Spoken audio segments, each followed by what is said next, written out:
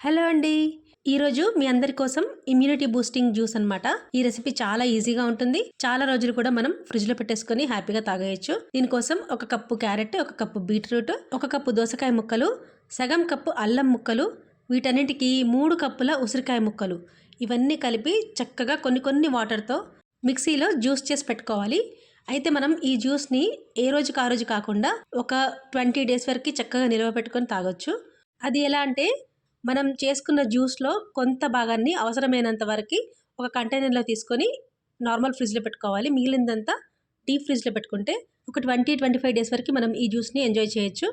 ఇలా జ్యూస్ చేసే ముందు కొద్దిగా పల్పుని తీసుకొని గోరువెచ్చటి నీళ్ళలో యాడ్ చేసుకొని దాంట్లో మీకు కావాలంటే కొంచెం తేనె కూడా యాడ్ చేసుకోండి. ఇలా మీరు పల్ప్‌తో సహా తాగితే చాలా బావుంటుంది. లేదంటే వడగట్టుకొని కూడా తాగొచ్చు. నేనైతే పల్ప్‌తో పాటే తాగేసాను. చాలా టేస్టీగా ఉంటుంది. ఈ జ్యూస్ బెనిఫిట్స్ అన్నీ ఇన్ని కావు, చాలా ఉన్నాయి.